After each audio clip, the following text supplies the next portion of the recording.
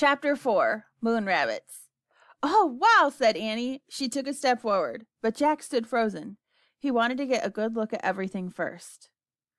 He stared at the ground. He was staring at a layer of gray dust as fine as powder.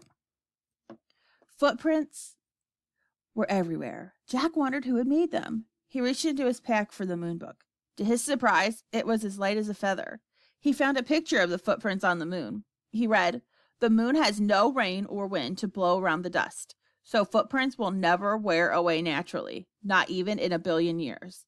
"Oh, man," said Jack. The moon was the stillest place he had ever been. It was as still as a picture, and its stillness would never, ever end. Jack stared at the ink-black sky. A lovely blue and white ball glowed far away. Earth. For the first time, it really hit Jack. They were in outer space.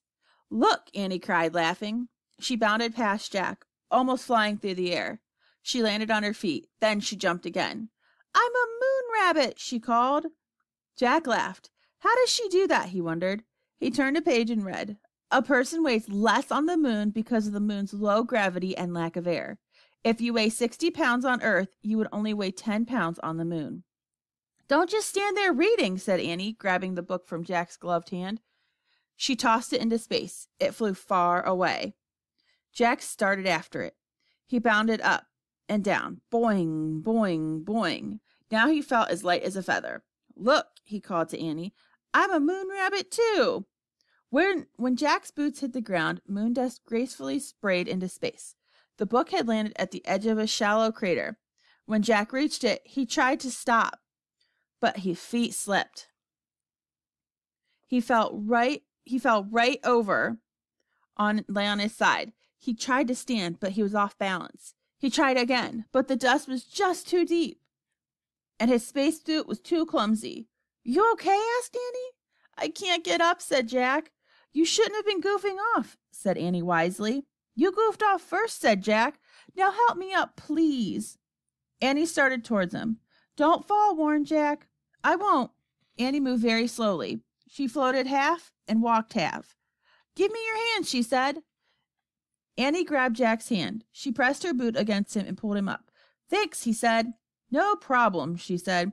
"It was easy. You were really light." "Thank goodness," said Jack. "It's impossible to get up alone." He picked up the moon book. It was covered with dust. He brushed it off. "Oh, wow, look," said Annie.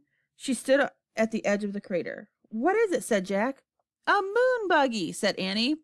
The buggy was parked in the crater. It had 4 huge wheels. "Let's go for a ride," said Annie. "We can't," said Jack. "We just have 2 hours of air in our tanks, remember?" "I bet we'll find the end thing faster if we take the moon buggy." Annie bounded into the crater. "But we can't drive," said Jack. "I bet I can drive this," said Annie. "It looks easy. Come on." She jumped into the driver's seat. "But you don't have a license," said Jack. "Who cares?" said Annie. "There aren't any roads on the moon, or stoplights, or policemen either." She was right, Jack thought. "Well, go slow," he said, and he climbed in beside her. Annie pushed a button labeled "on." The moon buggy lurched backward. "Yikes," said Annie. "Step on the brakes," said Jack. Annie pressed a pedal on the floor. The buggy stopped with a jerk. "Whew," she said. "It must be in reverse," said Jack. "Let me study this." Before he could study anything, Annie pushed another button. The buggy tilted back. Its front wheels started to rise in the air. "Let me out of here," said Jack. Annie pushed more buttons.